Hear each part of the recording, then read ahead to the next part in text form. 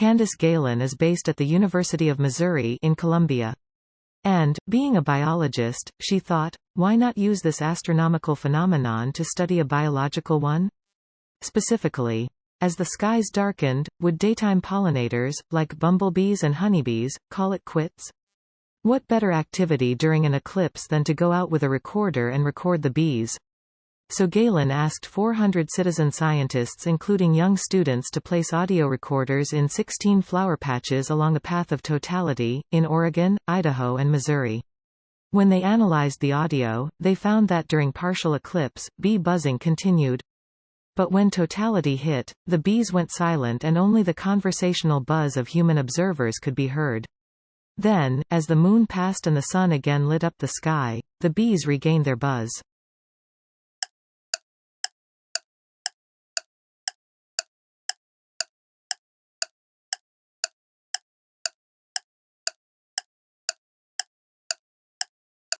European market is a tough terrain for food delivery firms. Delivery Hero has had a good run in the past couple of years. In August 2020, it ascended to the DAX, the stock market index of Germany's most valuable listed firms. It is present in 50 countries on 4 continents. Revenue for the third quarter was €1.8 billion, that's $2 billion, a jump of 89% compared with the same period in 2020. We grew 100% before Corona, 100% during Corona, and we will grow 100% after Corona, says Niklas Ostberg, the Berlin-based firm's Swedish chief executive. By numbers of orders, Delivery Hero is more than twice as big as DoorDash, its large American rival.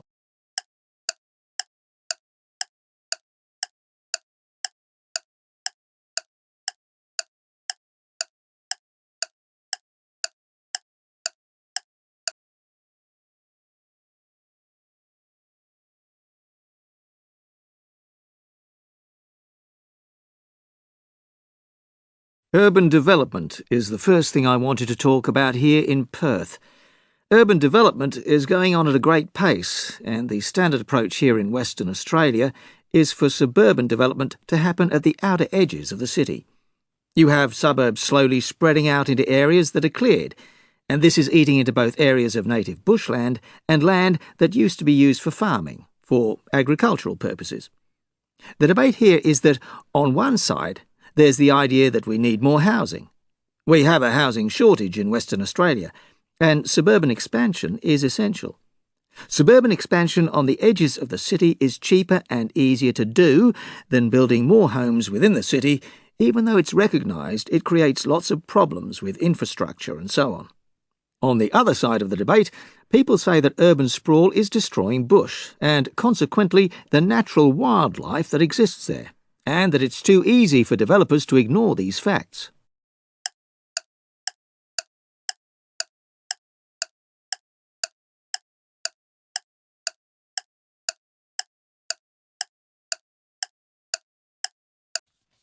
Could garages make good housing for the homeless?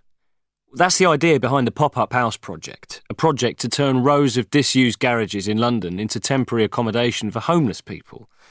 It would allow a small home to be created, with a bedroom and shower room, and then every 5th garage in the line would be used as shared laundry, kitchen and eating facilities. The homes would be put together by the people who will live in them in the future, with the idea of teaching them building skills as well as giving them a home.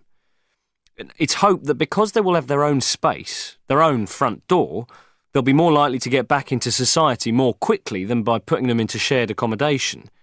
We know people don't do well in that environment.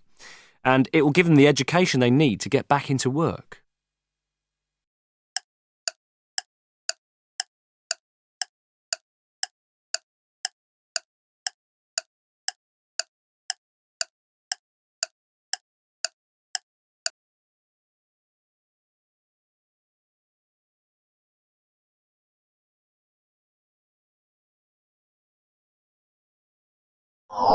Most of the universe's stuff is apparently dark matter, invisible material pervading the universe and supplying the bulk of the gravitational attraction holding galaxy clusters together.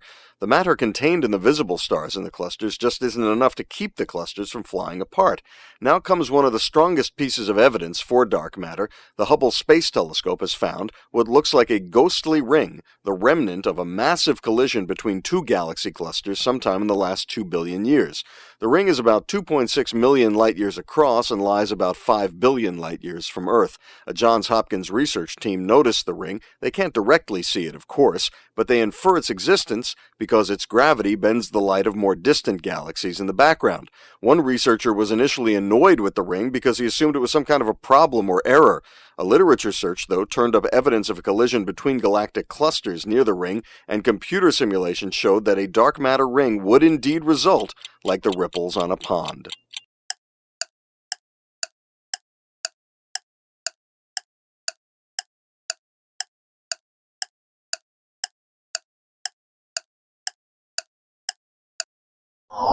Most of the universe's stuff is apparently dark matter, invisible material pervading the universe and supplying the bulk of the gravitational attraction holding galaxy clusters together. The matter contained in the visible stars in the clusters just isn't enough to keep the clusters from flying apart. Now comes one of the strongest pieces of evidence for dark matter. The Hubble Space Telescope has found what looks like a ghostly ring, the remnant of a massive collision between two galaxy clusters sometime in the last 2 billion years.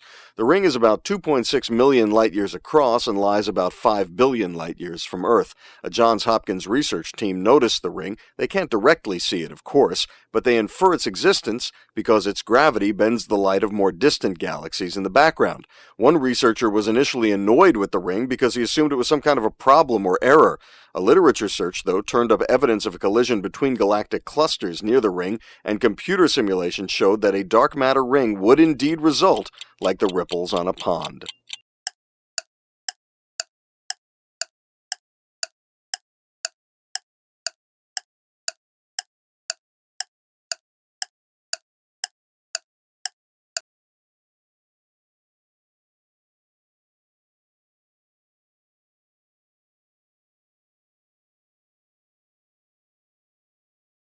Listen to a talk in a drawing class. Today we'll begin our discussion on perspective, or how to represent three-dimensional forms on a two-dimensional surface. The basic rules of perspective date back to the early Renaissance and are still used today. Perspective can be challenging when you're first learning to draw from observation, but it's essential to grasp if you want your drawings to represent the visual world as you see it. An understanding of perspective is mandatory for anyone who does representational drawing. This includes professionals in a variety of fields: interior design, illustration, architecture, industrial design, and fine arts, to name a few.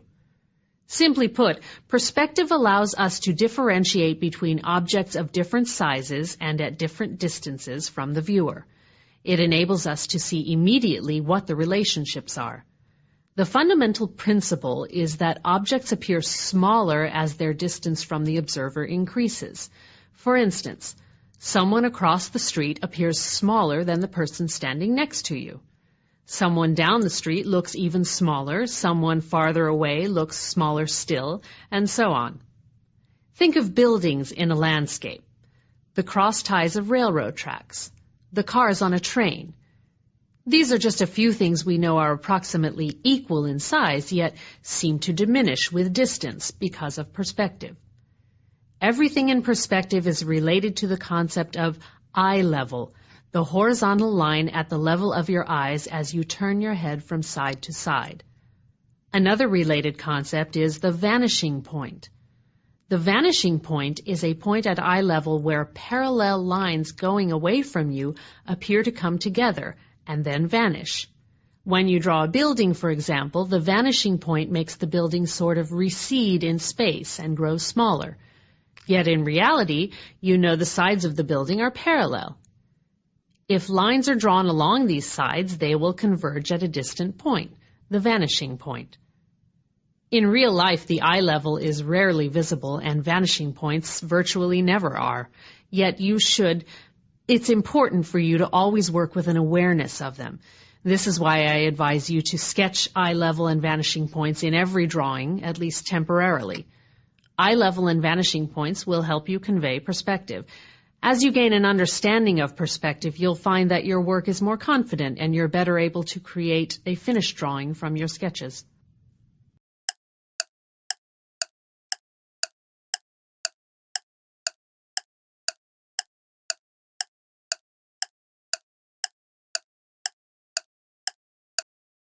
You may not know much, if anything, about Jean-Jacques Rousseau, but you have probably heard the well-known quote, "Man is born free, and everywhere he is in chains."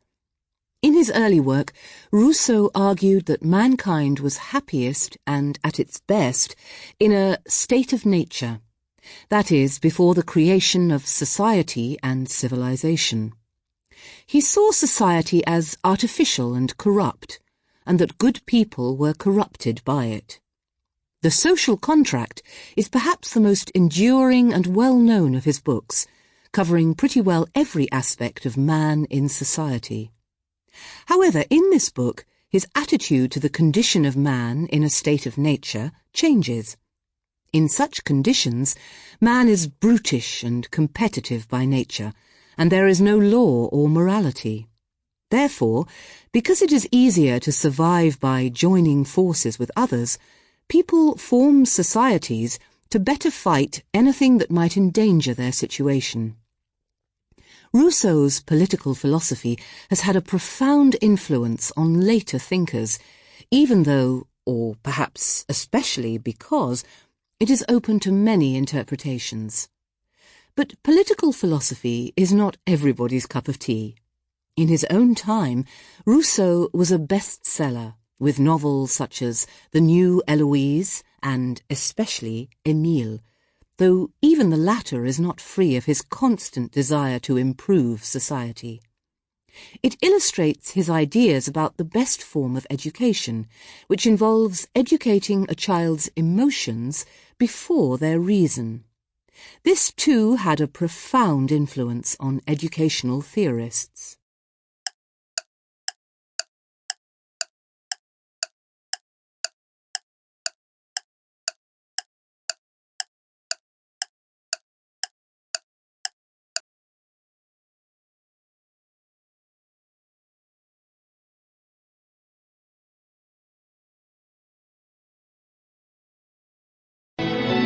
Have you ever wondered what it would be like to have two suns in our sky?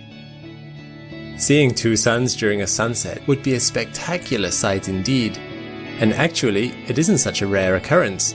It is currently estimated that a third of star systems have two or more stars, which made me wonder, how much would having a second star impact us here on Earth? How hot would Earth get?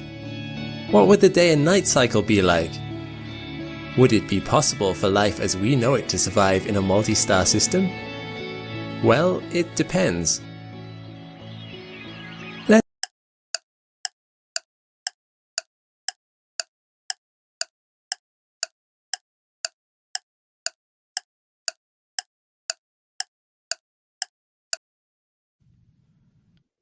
In order to know how behavior patterns can be changed, the clinical psychologist has to know what causes the client to behave the way he or she does. Identifying the cause is called diagnosis. In diagnosis, a psychologist uses two basic tools, interviews and psychological tests. Through interviews and tests, the psychologist tries to classify the problem to see if it falls into any known categories.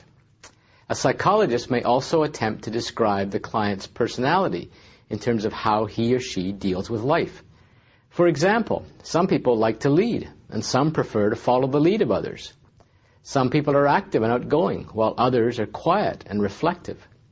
In a diagnostic interview, the psychologist takes the client's case history. This means learning how the client got along with parents, teachers, and friends, as well as how the person handled difficult situations in the past.